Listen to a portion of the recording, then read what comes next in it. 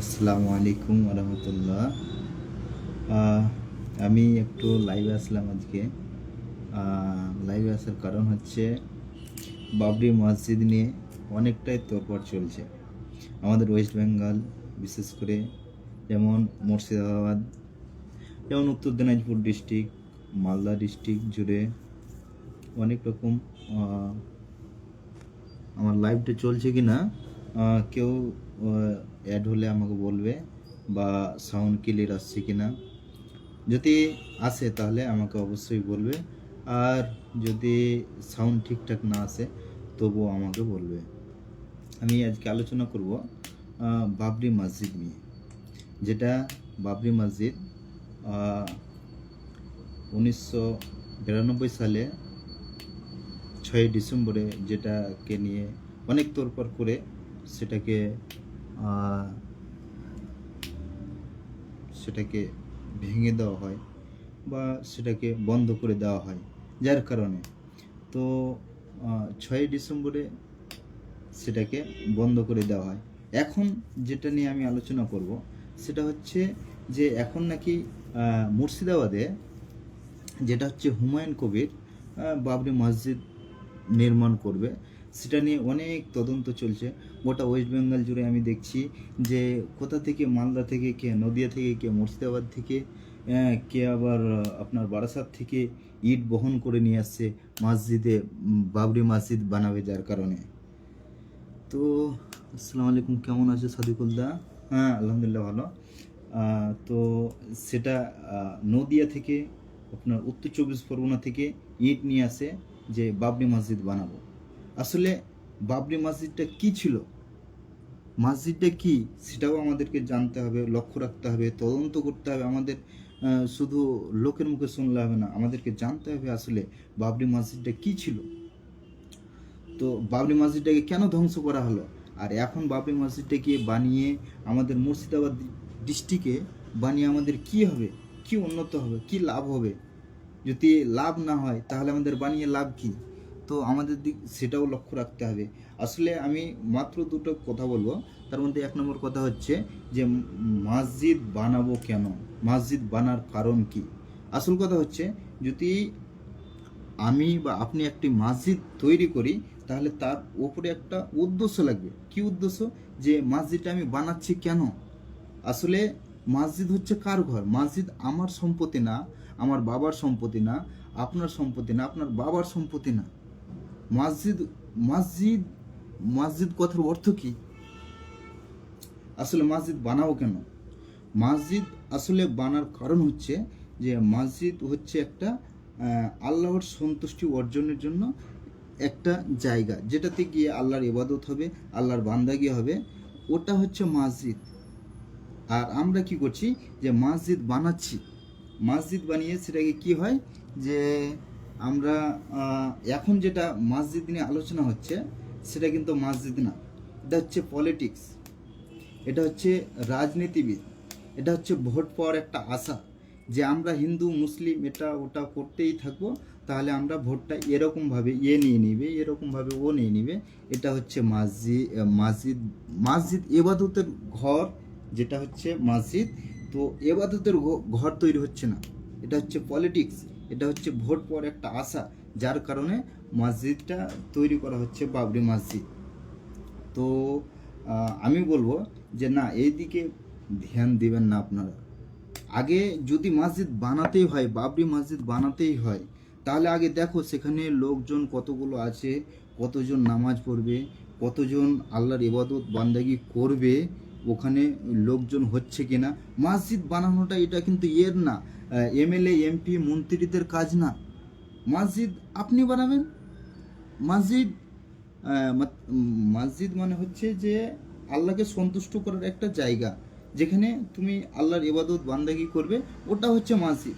তো যদি আমি এখন যে বাবরি মসজিদটা বানানো হচ্ছে মুর্শিদাবাদে, সেটা কিন্তু ওই ইবাদত বান্দাগি করার জন্য না, সেটা সেটা হচ্ছে পলিটিক্স মসজিদ। যেটা আজকে হয়তো এখানে এরকম আছে, আবার দেখবে যে 10 বছর 15 বছর 10 বছর, 15 বছর বা 7 বছর পরে আবার দেখবে যে ওই মসজিদ নিয়ে আলোচনা হবে। আর আরেকটা কথা, যদি মসজিদই বানাতে হয় তাহলে বাবরের নামে কেন মসজিদ বানাতে হবে?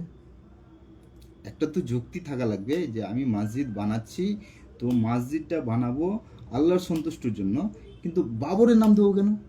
আমি সেই মসজিদটা আমার নামে বানাবো, আমার বাবার নামে বানাবো বা আর কাউরির নামে বানাবো? তো সেটা না। এখন আমরা কি করছি যে সেটা না, এখন যেটাতে যুদ্ধ হবে, যেটাতে আমি ভোট পাবো, আমি সামনে ইলেকশন, আমি ইলেকশনটাতে কি করে আমি ভোটটা পাবো, যার কারণে বাবরি মসজিদটা বানানো, তাছাড়া অন্য কিছু না। যদি অন্যই কিছু হতো তাহলে আজ থেকে 10 বছর আগে কেন বাবরি মসজিদ বানানো হলো না? তো আসলে এগুলো হচ্ছে পলিটিক্স, এগুলো তো কেউ ধ্যান দেবেন না, একদমই দিবেন না। যার কারণে আমি লাইভটা করলাম যে মানুষ যেন মানে অযথায় এদিকে ওদিকে না চলে যায়। বাবরি মসজিদ বানাতে হবে না এরকম কথা না, আমি বলছি বানাও, কিন্তু বাব নাম বাবরি মসজিদ দেওয়া যাবে না, যেটাতে মানে আঘাত পাবে। যে মসজিদ হচ্ছে আল্লাহর ঘর, তো এই আল্লাহর ঘরে মানুষ কেন যায়? মানে সন্তুষ্ট হওয়ার জন্য, মানে যেটাকে বলে কি শান্তি, তৃপ্তি, শান্তির জন্য। তো যেখানে দেখছি যে বাবরি মসজিদ বানাতে মানে 10 জনের যদি লাভ হয় তো 90 জনের লস হচ্ছে, তাহলে আমাকে বাবরি মসজিদটার কি দরকার? তাহলে নিশ্চয়ই মসজিদটা বানানোর দরকার না। যেহেতু 10 জনের লাভ, 90 জনেরই লস, তাহলে বানা যাবে না। আর যেটা হচ্ছে, আমাদের দেশটা হচ্ছে হিন্দুত্ববাদী দেশ, যেখানে হিন্দুদের জনসংখ্যা বেশি, হিন্দু লোক বেশি। তো আমাদেরকে যেমন সবাই মিলে চলতে হবে, তো ওরকমভাবে আমাদের সিচুয়েশন করে চলতে হবে। যেমন কিছুদিন আগেই একজন মানে ভালো আলেম বলছিলেন যে এটা হচ্ছে হিন্দুদের দেশ, তো আমাদেরকে ওই হিন্দুত্ববাদীর সাথে মিলিয়েই চলতে হবে। তো তার মানে এই না যে তুমি তোমার দিনকে ছেড়ে দিয়ে অন্য দিন পালন করবে, এটা বলছি না আমি। তোমার দিন পালন করো তুমি, এবার যতটুকু মানে দেশে আইন বাধ্য নিয়ম কানুন দেওয়া আছে সেগুলোকে তুমি মেনে তোমার দিন পালন করতে পারবে। তুমি এই না যে আমাদের দিন, আমাদের ধর্ম আমি পালন করতে পারবো না, এটা কিন্তু কোথাও বলা নাই। তো আমি বলবো যে যেই বাবরি মসজিদটা আপনার ছিল 1992 সালে 6ই ডিসেম্বরের আগে, উত্তরপ্রদেশের ফোজাদা ফৈজাবাদ জেলার অযোগ্য কি যেন নামটা, রামকোট পাহাড়ের অবস্থিত ছিল যেই মসজিদটা, সেটাকে সেই রামকোট একটা পাহাড় ছিল যেখানে ওই মসজিদটা ছিল, যার কারণেই অনেক বিরোধী করে সেটাকে ধ্বংস করে দেওয়া হয়েছে বা ইয়ে ভেঙে দেওয়া হয়েছে। তো তো আমি বলবো যে মসজিদ বানাও, মসজিদ বানাতে কোনো আপত্তি নেই, কিন্তু বাবরের নাম দেওয়াতে আমাদের কেমন কেমন হয়, আর পুরোটা রাজনীতির দিকে চলে যায়, তাই যেন কেমন কেমন লাগে। তো সেটা কেমন কেমন লাগেটা না করে আমরা সঠিকভাবে ভালো একটা মসজিদ নির্মাণ করব। আজকে যদি মসজিদই বানাতে হবে, তাহলে আমি কেন জনগণের স্বার্থে জনগণের কাছে টাকা নেব এত টাকা? কালকে আমি একটা নিউজে দেখলাম যে যেটা নাকি 80 কোটি টাকা উঠানো হয়েছে। তো যদি পলিটিক্স হয়েই যদি মসজিদ বানাবো, তাহলে আমি 80 কোটি টাকা উঠাবো কেন? আজকে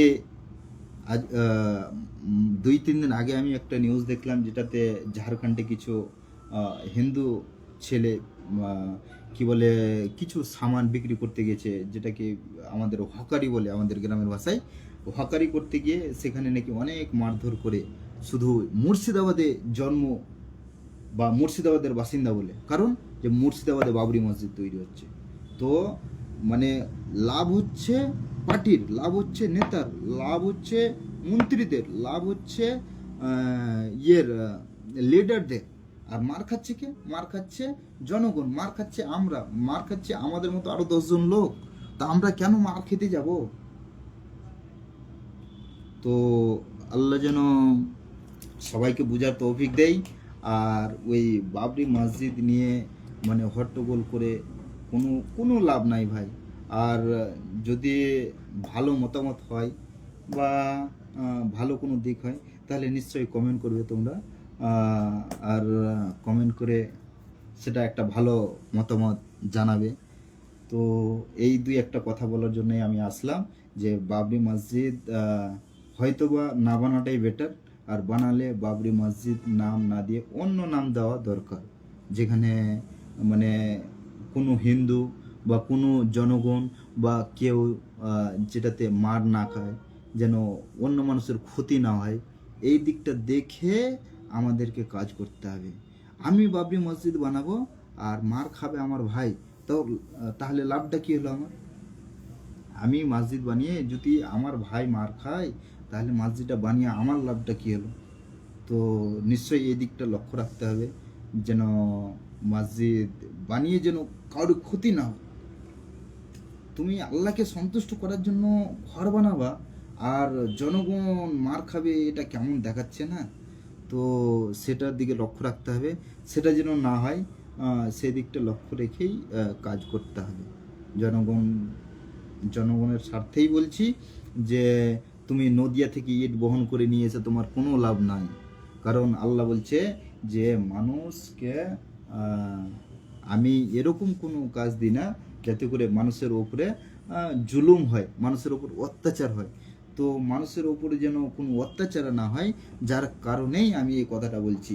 পায়ে হেঁটে গিয়ে হজ করে কোনো লাভ নাই, যেহেতু আল্লাহ অনেক এখন মানুষের জন্য আসান করে দিয়েছে, মানুষের সঠিক পথ দিয়েছে, মানুষ সঠিকভাবে যেতে পারবে। তো পায়ে হেঁটে হজ করে কেমন যেন দেখাচ্ছে।